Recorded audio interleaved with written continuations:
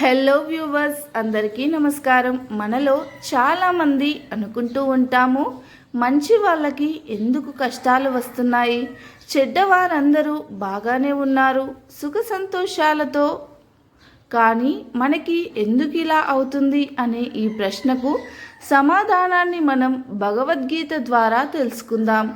ఒకసారి అర్జునుడు శ్రీకృష్ణుడిని అడిగాడు, కృష్ణ, ఎందుకు మంచి వాళ్ళందరూ కష్టాల పాలవుతున్నారు, కానీ దుర్మార్గులందరూ సంతోషంగానే ఉంటున్నారు?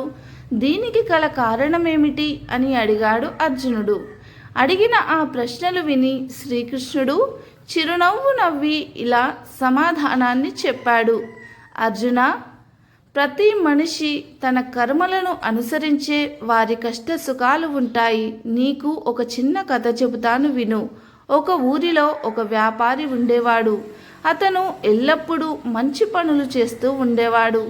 ధర్మబుద్ధితో, అలాగే అతను దైవంపై నమ్మకంతో ఉండేవాడు. రోజు పూజ చేసేవాడు, గుడికి వెళ్ళేవాడు. అలాగే మరొక అతను గుడి బయట చెప్పులు దొంగతనం చేయడానికి ఉండేవాడు. అతను ఎటువంటి ధర్మ కార్యాలు చేయలేదు. అయితే ఒకరోజు భారీ వర్షం పడుతుంది. ఆ దొంగ పూజారి కాస్త అటుగా వెళ్ళగానే గుడిలో ఉన్న ధనాన్ని మొత్తం దొంగలించి పారిపోయాడు.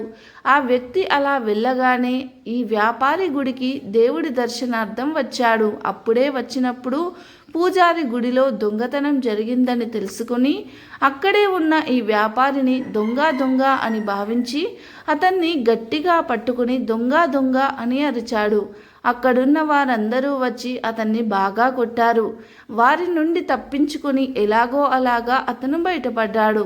అలా రోడ్డు దాటుతూ ఉండగా అతడికి బయటపడ్డాడు. అలా బయటకు రాగానే అతడు ఒక బండికి గుద్దుకొని దెబ్బలు తగిలాయి. ఆ వ్యాపారి ఆ దెబ్బలతో మెల్లిగా తన ఇంటికి బయలుదేరాడు. అప్పుడే దారిలో అతనికి పారిపోతున్న ఆ దొంగ ఆ ధనపు మూటతో కనిపించాడు. మంచి రోజు, నా అదృష్టం చాలా మంచిగుంది, గుడిలో ఇంత డబ్బు దొంగతనం చేశాను అని సంతోషంతో వెళ్తూ ఉండడం చూసి ఆ వ్యాపారి చాలా బాధపడ్డాడు. ఇంటికి వెళ్ళగానే దేవుని రూంలోకి వెళ్ళి దేవుణ్ణి నిందించడం ప్రారంభించాడు. నేను అనవసరంగా ఇన్ని రోజులు పూజ చేశాను, ఎంత ధర్మంగా ఉంటాను, నేను ఎంత న్యాయంగా ధర్మంగా ఉన్నా కూడా ఈరోజు నాకు ఇన్ని అవమానాలు జరగడంతో పాటు త్రుటిలో తప్పిన ప్రమాదానం తప్పిపోయింది. అసలు నేను ఇవాల్టి నుంచి ఆ దేవుణ్ణి నమ్మను. ఆ దొంగ మాత్రం ఎంత సంతోషంగా వెళ్ళిపోతున్నాడు. మంచి వాళ్లకు రోజులు బాగాలేవు, భగవంతుడు కూడా మంచి వాళ్లకు సహకరించడు అంటూ నిందించసాగాడు. కొన్ని రోజుల తరువాత ఇద్దరికి మరణం సంభవించింది. ఆ ఇద్దరు నరకానికి వెళ్ళారు. అక్కడ ఆ వ్యాపారి ఆ దొంగను చూశాడు. అతడు ఎంతో కోపం తెచ్చుకున్నాడు. ఆ కోపంతోనే, యమధర్మరాజా, నేను నా జీవిత పర్యంతం మొత్తం దాన ధర్మాలు చేశాను, మంచిగా ఉన్నాను, కానీ నా జీవితంలో అవమానాలు, బాధలే కలిగాయి.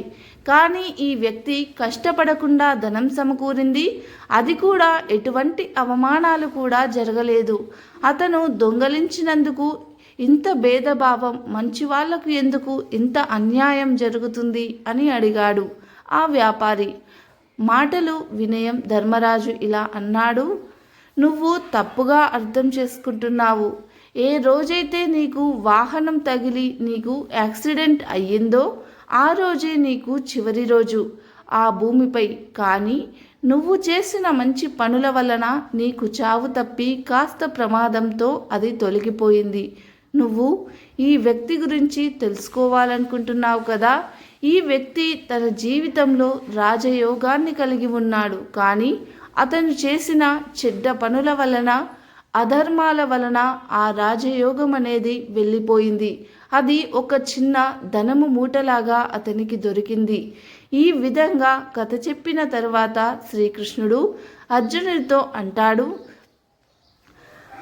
ఇప్పుడు నీ ప్రశ్నలకు సమాధానం దొరికిందా? భగవంతుడు ఎప్పుడూ కూడా మనల్ని చూస్తూనే ఉంటాడు. మన కర్మలను బట్టి మనల్ని కాపాడుతూనే ఉంటాడు. ఆ భగవంతుడు ఏది ఎప్పుడు ఏ రూపంలో మనకి అందజేస్తున్నాడు అనేది మనుషులము అయిన మనము అర్థం చేసుకోలేము, కానీ అలా మనం మంచి పనులు చేస్తూ ఉంటే మనకు ఆ భగవంతుని కృప తప్పకుండా ఉంటుంది అని గుర్తుంచుకోవాలి. వీడియో నచ్చితే లైక్ చేయండి, షేర్ చేయండి, అలాగే మన ఛానల్ని సబ్స్క్రైబ్ చేసి గంట సింబల్ని యాక్టివేట్ చేసుకోండి. మేము పెట్టే వీడియోస్ మీకు నోటిఫికేషన్గా వస్తాయి.